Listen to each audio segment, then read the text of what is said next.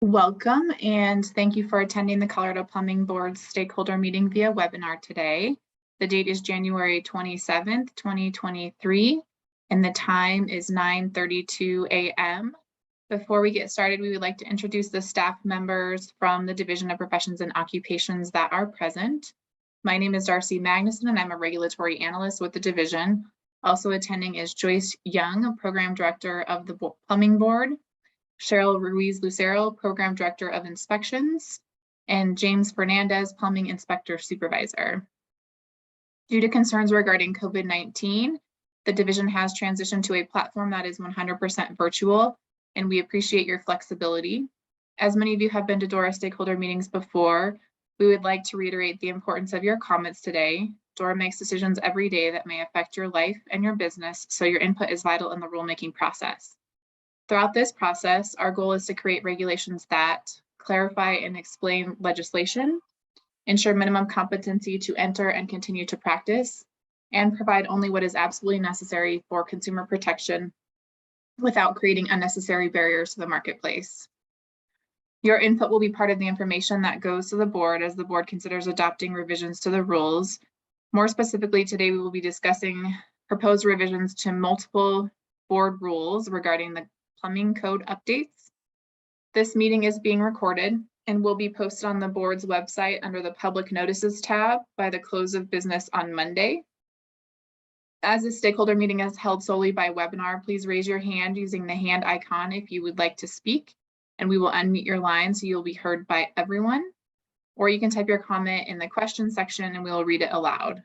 Before we start taking comments, we ask that anyone providing comments please state your name and the name of the organization you represent, if any. Feel free to provide either general comments on the rule changes or specific comments on the proposed language. Please limit your comments to no more than 3 to 5 minutes and try not to repeat something that was already said. You're welcome to state if you're in agreement with something that someone else said, and we will note that. If you're using audio through your computer, please remember to put any phones on vibrate or turn them off. And whether you are using computer or phone audio, try to keep background noises to a minimum when speaking. So I will go ahead and share the draft rules on my screen. Joyce or James, did you want to add anything while I get that showing? No, ma'am. All righty. No. So what we did, this is the second stakeholder meeting. Thank you for those of you who are here. The first stakeholder meeting, you should be able to see my screen now. The first stakeholder meeting, we went through the rules and just took comments as we scrolled through the rules. I think we will do the same now. Joyce, if you, I don't know if you have the ability, let me see, to help me call on people. I might need to change. That would help me since I'm showing my screen. It's a little bit harder for me to navigate. Sure.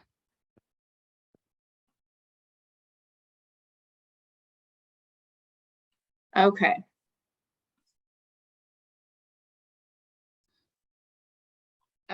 So you can see it in the comments as well, just so people can follow our process. Whenever we add new comments in, we put who made the comment. So you can see here on December 28th, when the board reviewed these rules during its public meeting, they made comments. And so if you want to add any feedback regarding what the board said, we can do that as we work through. But just so that you know the origination of each comment, it's noted in the side, or each change, proposed change is noted in the side, so you can follow along. And we'll just watch for hands as we walk through the rules and see if anyone wants to provide feedback.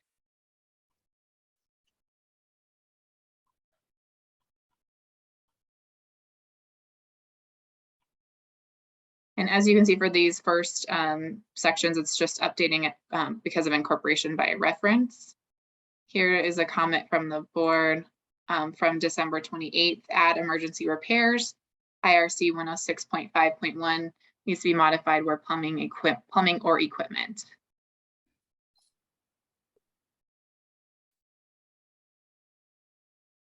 And you can see previous comments from the stakeholder meeting that we had in December that were addressed by the board during the meeting in December. Mr. Lair, Kai Lair, I have unmuted you.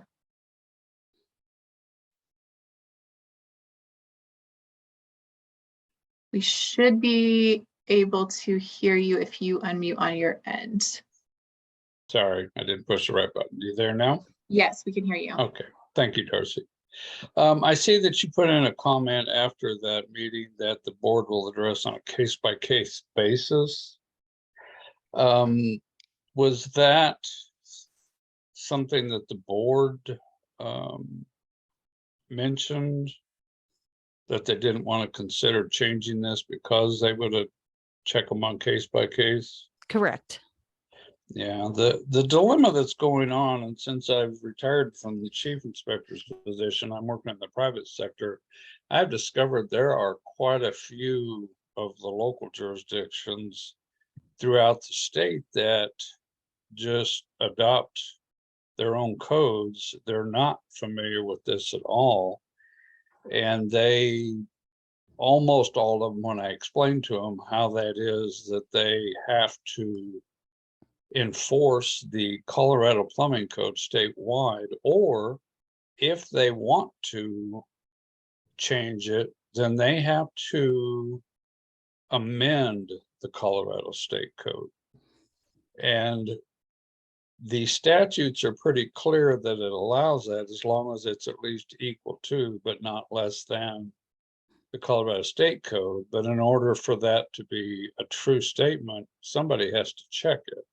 And I think that authority falls to the board to make sure that they're not enforcing either a less minimum code or one that's more costly to the contractors, is how it's worded.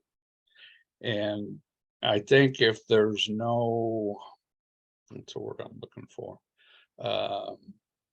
overlooking authority on their adopting codes, that's why I asked that the board review any ones that are being made to the state code and approve it, yes or no. Is it equal to or less than? You know, somebody has to make that decision. Most of them have been pretty reasonable when I talk to them about it, but there's some that say, well, that's just too bad, we're going to do it this way. And I've had limited luck in bringing that to the board's attention. But it seems to me that this was, you know, typically the statutes lay out the law. It's up to the board to write out how they're going to enforce this law. And there doesn't appear to be a point where the enforcement is addressed. And typically through the years, that's been because nobody really went to the trouble of adopting different codes. It seems to be becoming more prominent now, and that's why I wanted to bring it to the board's attention. And I would have liked to have talked to him about that, but I didn't get an opportunity to.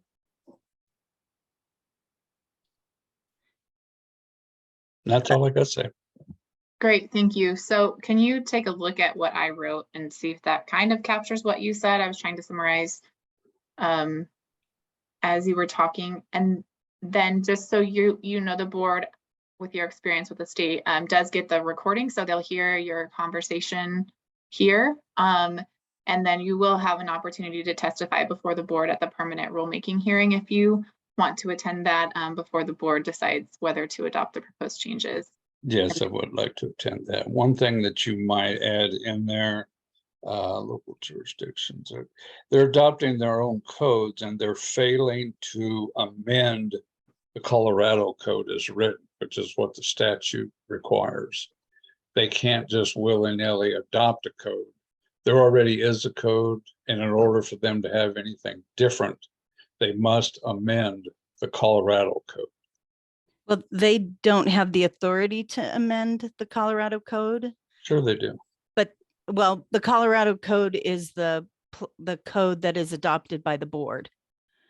Right, and it says that in the statute that the local authorities are allowed to amend the Colorado, the code, I'm sorry, it says the code. You have to go to the definition of the Colorado State Code, and in print and quotation marks, Yeah. it refers to it as the code for reference later.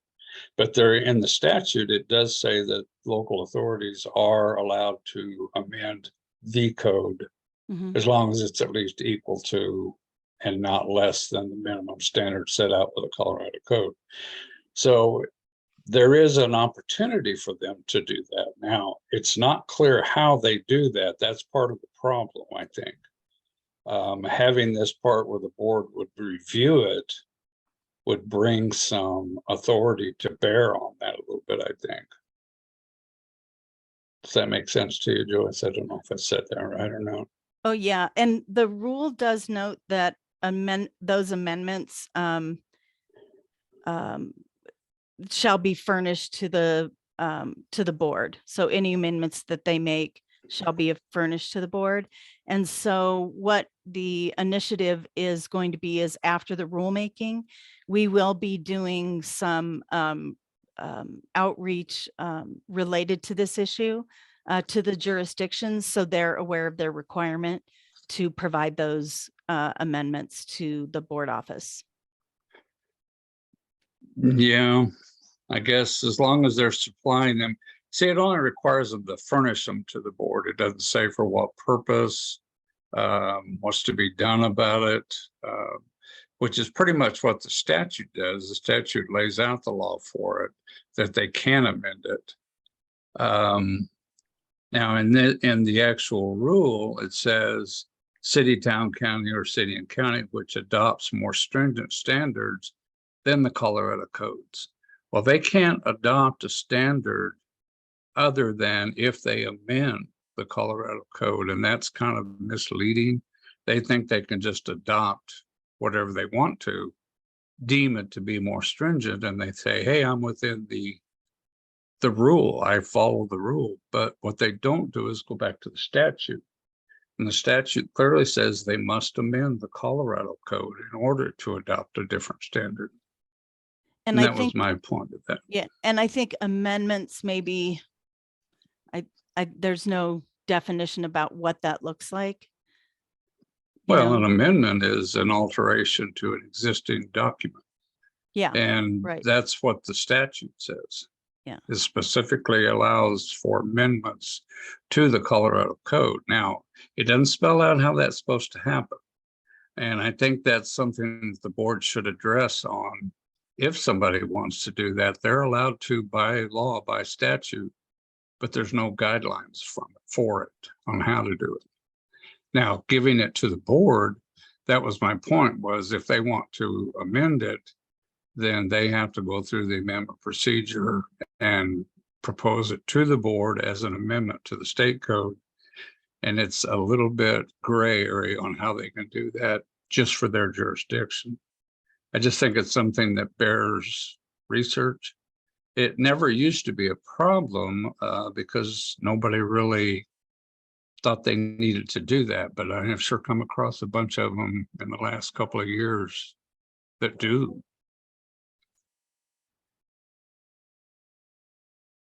And if that's the case, Joyce, would that be helpful for the board to get that information from people who are in the field? Yeah, any information, any additional information is helpful, but I think that their feeling is that the notifying the local jurisdictions about the statutes and rule requirements is the direction that they're pursuing. Okay. All right. Then I think we'll go ahead and move on. I'm going to go ahead and lower your hand, and so that way I know if you want to provide additional comments.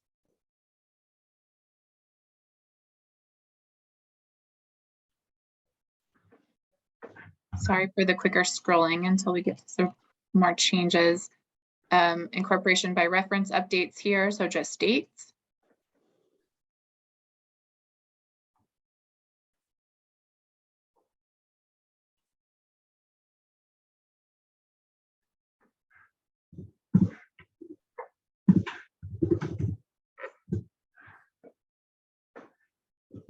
Joyce, do you or James want to say anything on these, or just see if anyone else has I know there was a lot of discussion by the board for this particular and some stakeholder feedback from December regarding subsection R. So any No, comments from? I don't have any comments on that.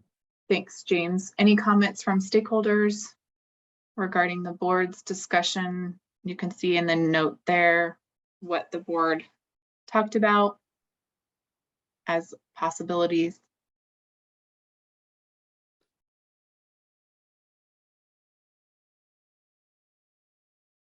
And while we wait here, you can always submit written comments. So I dropped into the chat the written comments that we've received so far. That link on our website will be updated as we receive comments. So the board gets those, and then you can look at what other people are saying just to make sure this is an open and collaborative process. So if you think of anything after today's meeting, you're welcome to submit written comments. I will drop the email address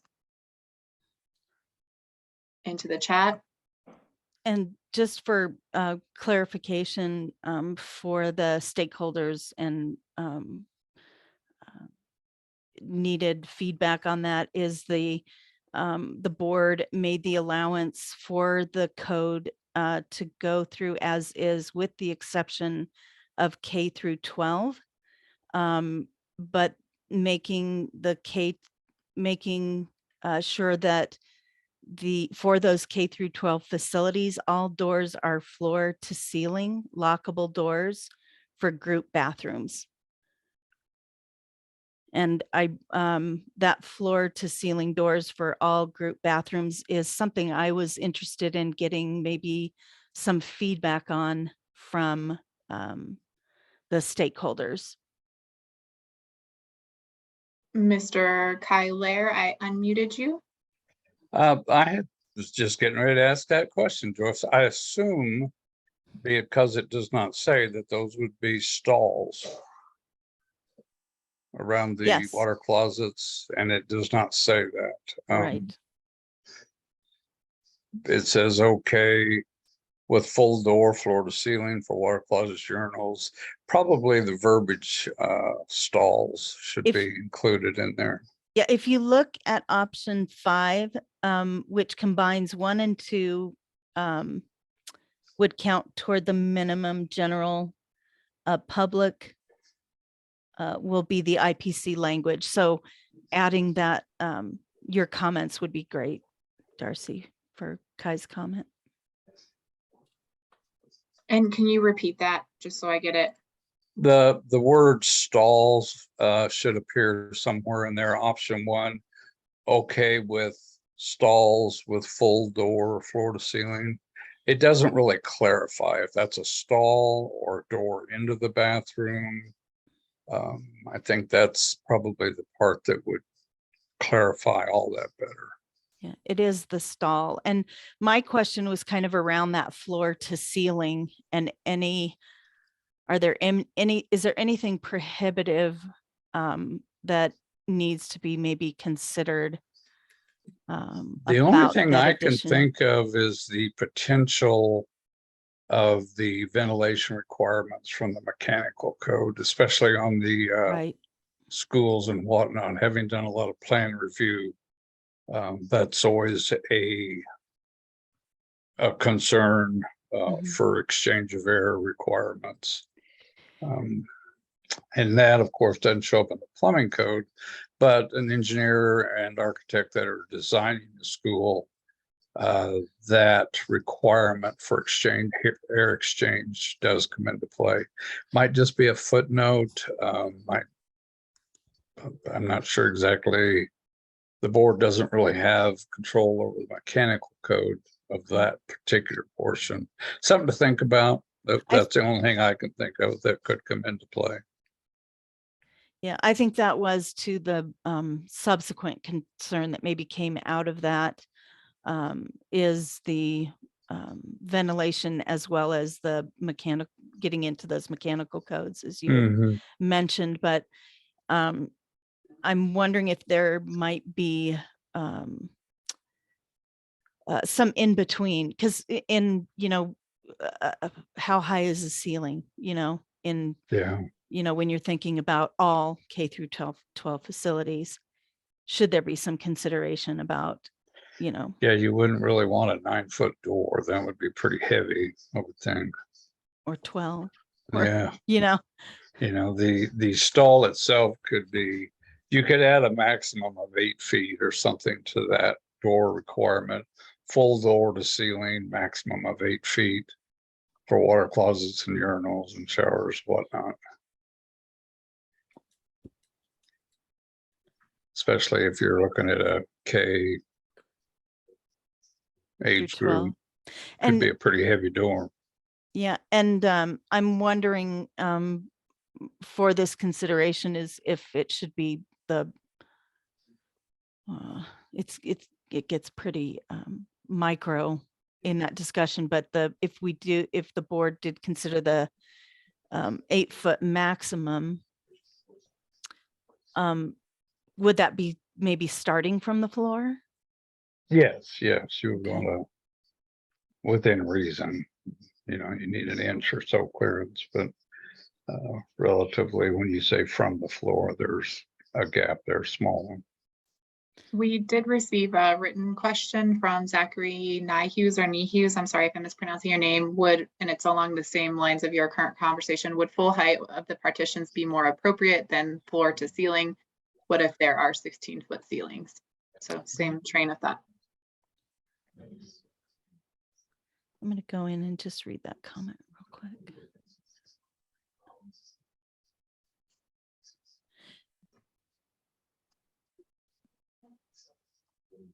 I think it's good.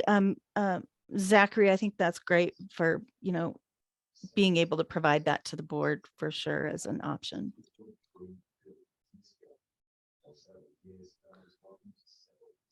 Okay, Joyce, do you want and does anyone else have any feedback regarding this section?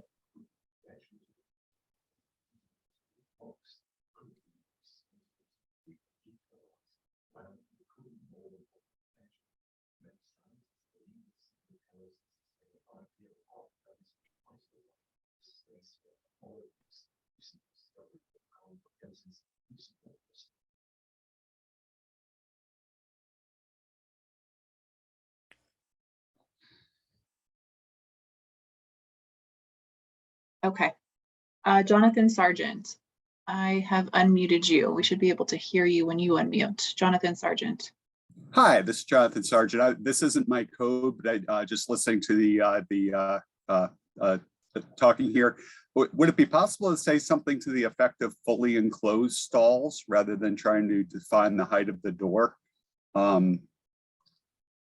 Kind of to say, it's essentially built like a room. I think that's what is being. I think that's kind of what the goal people are looking to accomplish here. Just a thought. Did I get that correct? Fully enclosed stalls, is that what you said? Yeah, that's kind of what I was thinking. I was trying to think of a term that would kind of define the stall itself as a floor to ceiling kind of enclosure, rather than say the door has to be floor to ceiling. What was coming into my mind is somebody could have the walls starting 2 feet from the floor and have a door that goes all the way to the floor and could actually meet this the way this is written. Yeah. And I don't think that's the intent. But like I said, it's not my code. I could be way off base here. So Yeah, it's good feedback too, because fully enclosed may not capture it either, because when I think of that, I think about the top and the bottom as well. And then we get into kind of the exhaust issues, but yeah, it's a good direction, right? Yeah, just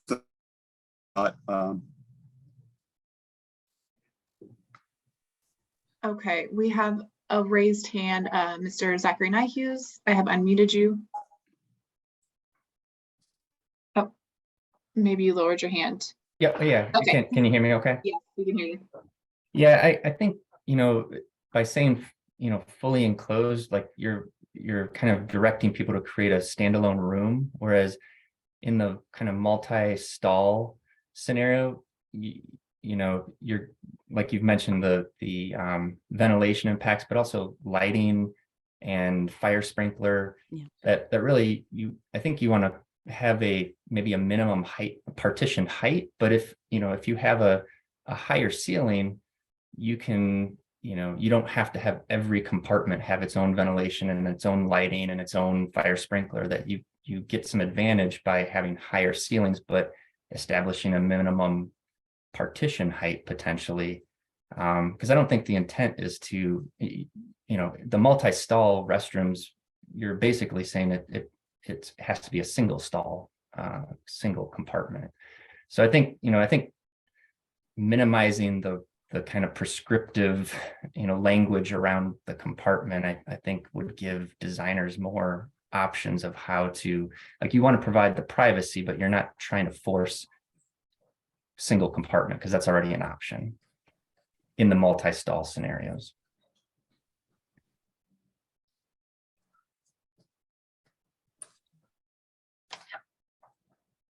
Thank you.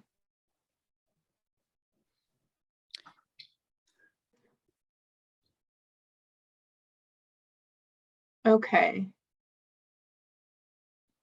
I think we'll go ahead and move on unless you have anything else, Joyce. I don't. Add that comment.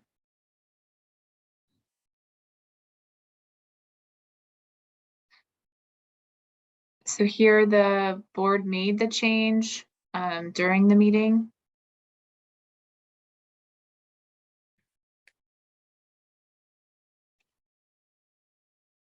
I'm just making sure it's reflected there.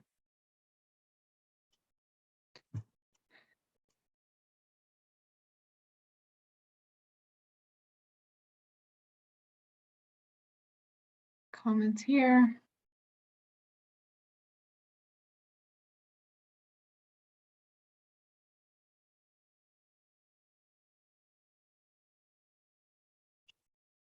All right.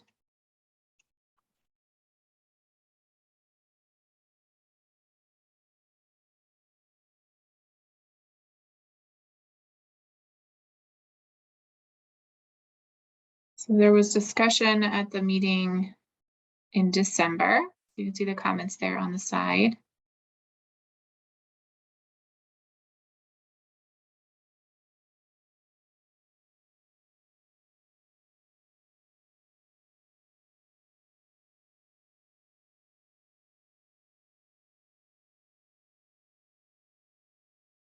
Any additional comments here?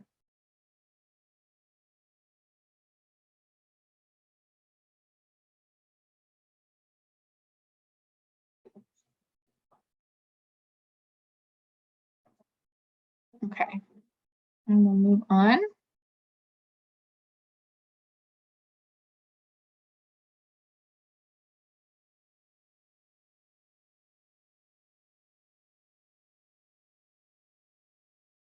So this was just wanted to flag this conversation from the image, which we can see below right here. Changing that from a 1.5 inch to a 2-inch pipe, and the board said yes, that it should be changed.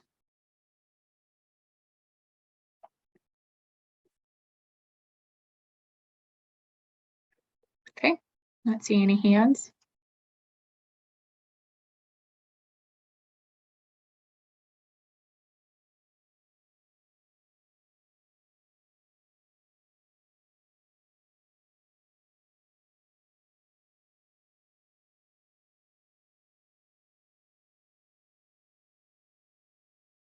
Same here, you can see the board's comments based on stakeholder feedback said to keep the draft language as written.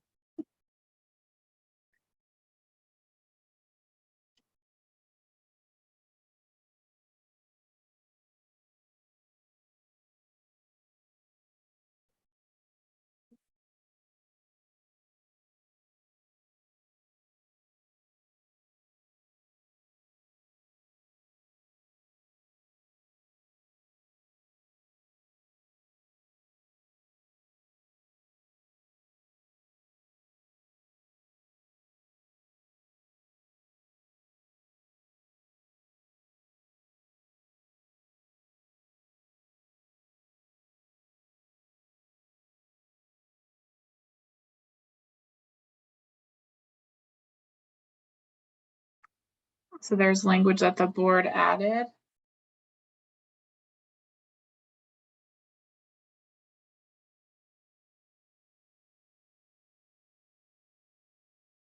At the meeting in December.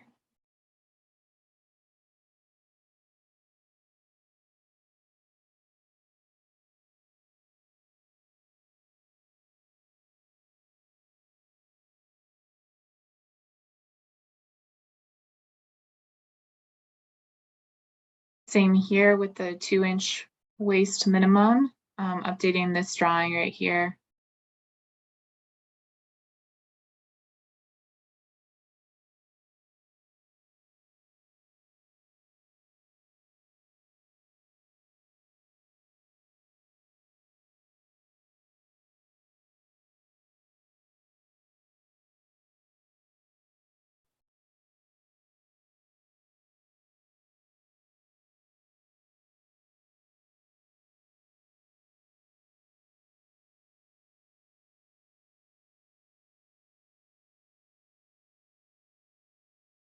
This is nothing new from what you saw at the December meeting and what the board saw. December stakeholder meeting and then the December board meeting.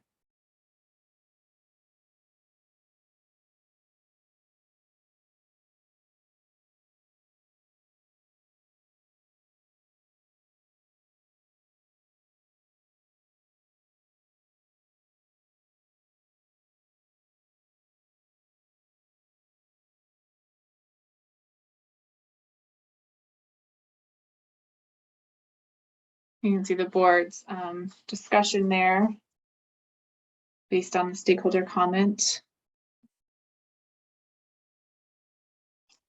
Jonathan Sargent, I have unmuted you.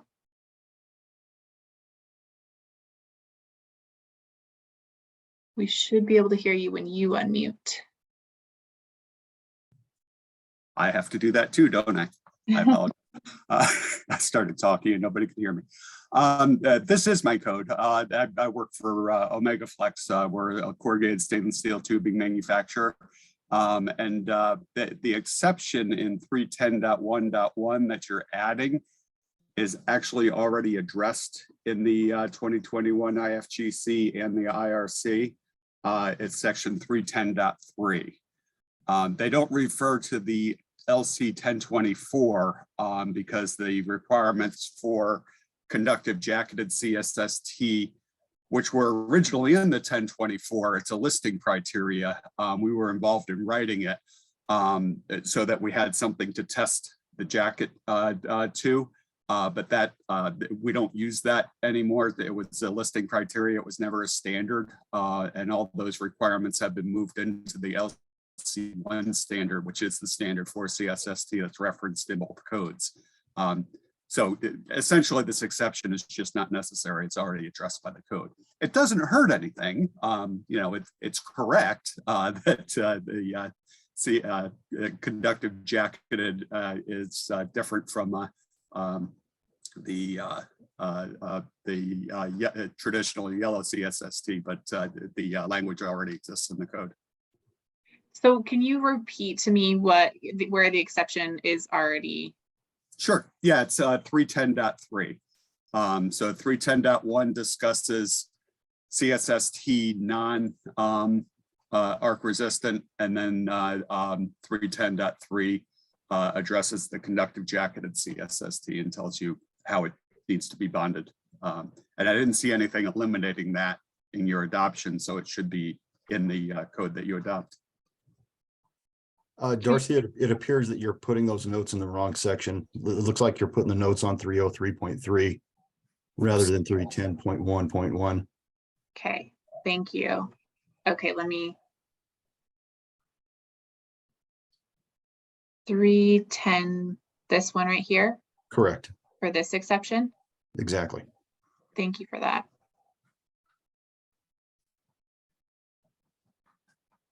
Okay, do I have that correct? Yeah. Okay. All righty, Kai Lair, I have unmuted you. We should be able to hear you. You wrote exception is already in 310.3 CSST. We should put IFGC there Thank you. because that's the code that section refers to. In case there was a question, that sometimes that's confusing. I appreciate it. I can't keep the acronym straight, so I appreciate the experts. That's a lot of letters. Most of us can't. Any other comments here? Okay. I'm going to lower your hands just so that I can keep track. And then, And can I just clarify that that's just that section E? It doesn't go into the section F, correct?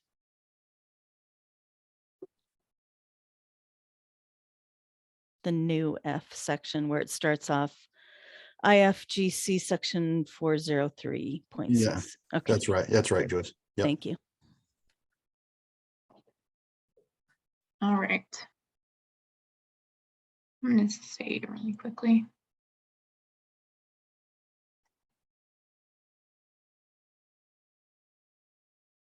Jonathan Sargent. You are unmuted, so. This unmuting thing. I actually, there was a whole bunch of them I wanted to speak to regarding the PEX language being added. Do you want me to enumerate all the sections? I'd done a written comment, but I got it in unfortunately at the 11th hour on Wednesday because I didn't realize this was going on until I got the email. It's your preference, whatever you want. The written comment is posted on the website so people can see that. But if you want me to add them in here, that's totally fine. I'm happy to do that. Okay. But I mean, it was a whole bunch of different sections from 403.6, 404.2, 404.5. There's a bunch of them, and then there's a bunch of IRC ones. But essentially, it's all the ones dealing with the PEX issue. The reason that we object to this is there's been a lot of questions that have come up regarding the material and whether it should be used for fuel gas, and it's been evaluated by the NFPA 54 committee for inclusion in the code itself. I don't know if that everybody's aware, but the language in the International Fuel Gas Code comes from NFPA 54. It's extracted. And then the language from the IRC comes from IFGC. So that's extracted as well. So NFPA 54 is where this language originates. And that committee evaluated this material twice and rejected it as a fuel gas piping. And their reason was that it didn't have the high temperature testing that's required for all the other materials for use with fuel gas that are currently existing in the code. And the reason for the high temperature testing is, of course, the piping conducts a combustible gas. And if you have a fire in the building and it fails due to the high temperature exposure, then you're discharging fuel gas into a fire, which can be problematic. So that was the primary reason that 54 rejected the material twice. Several states have evaluated. I think there were 7 states at last count that had rejected it or failed to act on it. I know that this stuff was evaluated by the board in April and approved as an alternative material. I really think that the board acted without complete information when they did that, and I would like them to reconsider that. I also have a test report that wasn't able to be attached to this. The reports I attached were fairly lengthy, but if anybody wants a copy of that test report, I'd be happy to send it to you. Could you provide that to the board's email address, to the board email? That would be great. We can. Yeah, I include that. did. Joyce, I have it. I couldn't, I talked to Mr. Sargent earlier. I was having an issue with it being protected to add it to the attachment in the PDF. So I can forward that to you and then we'll work on figuring out getting it attached to the written comments so that others can see it as well. And I apologize for attaching the whole NFPA docket there. There were only like 4 pages that were relevant to this, but I couldn't figure out how to split them out to just attach them. So I put the whole thing on there so the board can see what was actually done by 54 committee.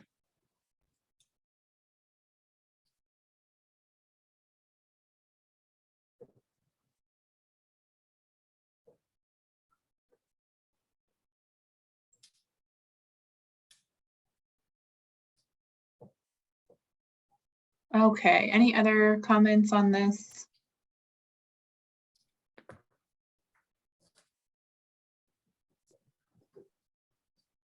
All right. Joyce, anything else? No, thank you very much. Appreciate it.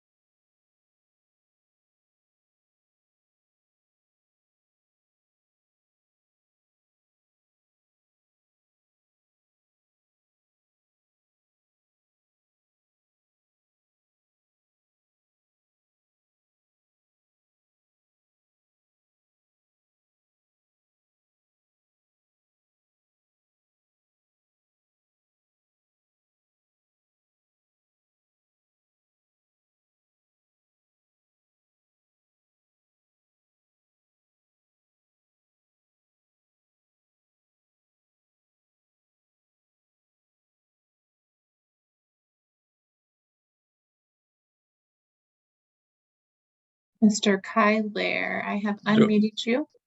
Could you scroll down just a tiny bit on that the other direction, apprentice application registration? Right there.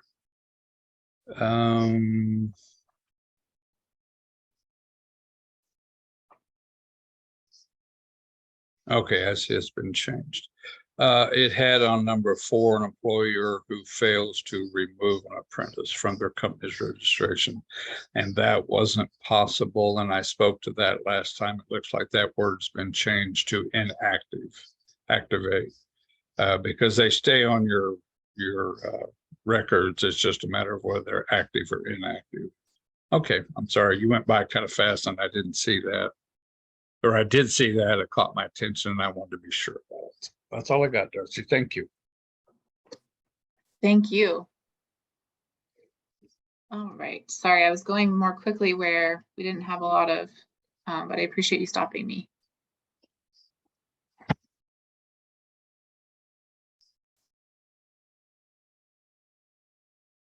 I'm going to lower your hand just to make sure.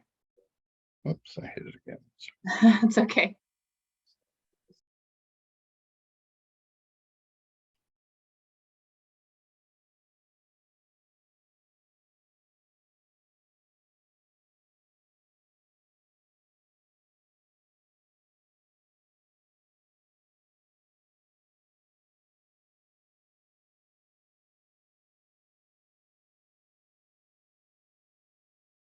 Jonathan Sargent.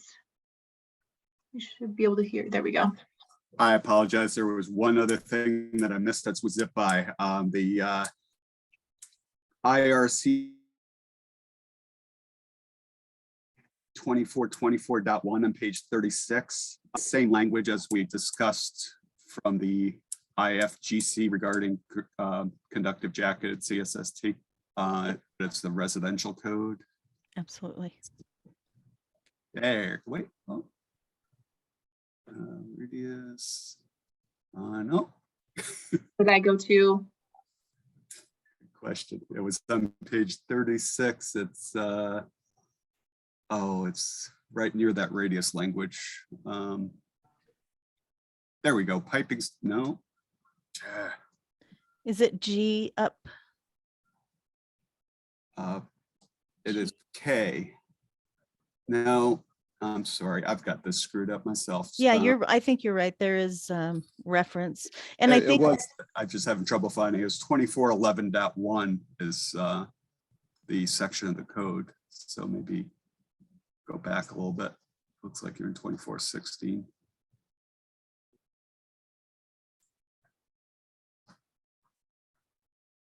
Mm, I think it's at the bottom of page 35.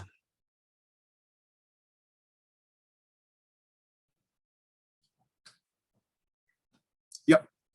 Very good. Thank you very much. That exception, conductive jacketed CSST, in this case, it's dealt with by IRC section G 2411.3.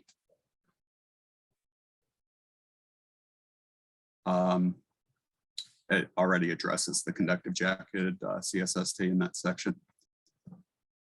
And that's been since 2018. So, you know, it carried forward into 2021 code as well.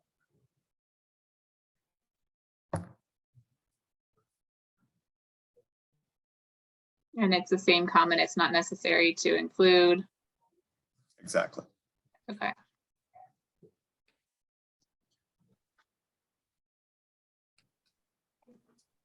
Probably the only harm it could do is confuse people, you know, having it addressed twice, but it essentially says the same thing. It just doesn't reference that standard or listing criteria. Okay, Thank you. Sorry, I missed it. no problem.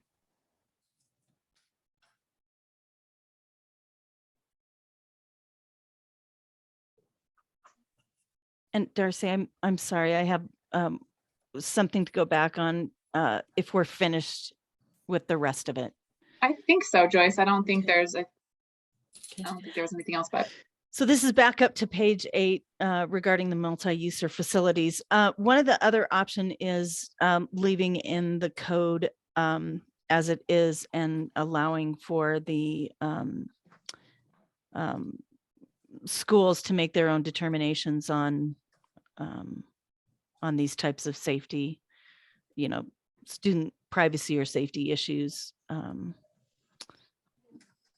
and what the feel of the stakeholders is on that issue, is leaving the determination for the schools to make those determinations.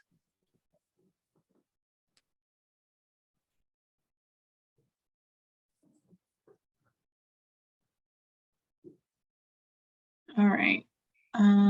Kai, Larry, you are unmuted on our end. To that note, Joyce, and I understand what you're thinking there, but I guarantee you the architect will design it to the least expensive way rather than having the safety and privacy of any of the students or parents or any of that in mind. That unfortunately, if you leave them to make that decision, it depends on whether it's something that the board really feels that it's important enough to address here. If left to the device of others, they'll always choose the lesser path. That's why we have to have codes to start with. Yeah, and I think that takes us to the, you know, kind of the intent of where that responsibility lies is Right. related to plumbing inspection or plumbing installations, and you know how where the responsibility lies in the safety issues, the safety of the installations versus the safety of individuals. Yeah. Well, originally, you know, how this has progressed over the 50 or so years, 60 that I've been a plumber, originally water closets and urinals didn't even have separations between them. Mm-hmm. Not unfortunately that many years ago, especially in urinals, even today in several states, there's no partitions in urinals between them. not even a short one, anything. So it's just kind of all in the boards. But I just wanted to recommend that, given that thought, if it's something the board's not that keen on or not that, worried about, leaving it up to the school, they can always do more. This is a minimum code. If the board feels like this is what's needed to be minimum, something they should think about, because anybody can do more, but rarely will they. So that's my only input.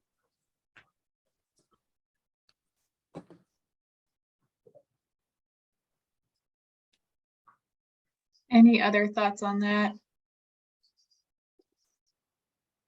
I think Joyce's question is kind of in line too with the other concerns that were raised today about maybe creating more issues for the schools depending on the height and all of that too. So I appreciate the conversation on this topic. And if you, like I said, if you have any other feedback between now and the hearing, please don't hesitate to email that to us. And then, like I said, I'm doing my best to post them as received. So keep an eye out on the link on the website, and then it'll be updated as we receive those comments.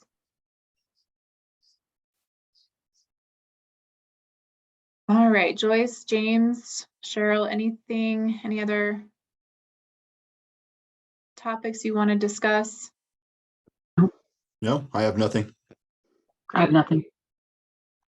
No, ma'am. All right, then I will go ahead and wrap up. Thank you very much for attending and participating in today's meeting. As mentioned, all comments and program recommendations will be provided to the board for review and consideration before the board deliberates on the final version of the rules at the permanent rulemaking hearing, which is currently scheduled for February 22nd, 2023. That concludes our stakeholder meeting, and we thank you again for being here today.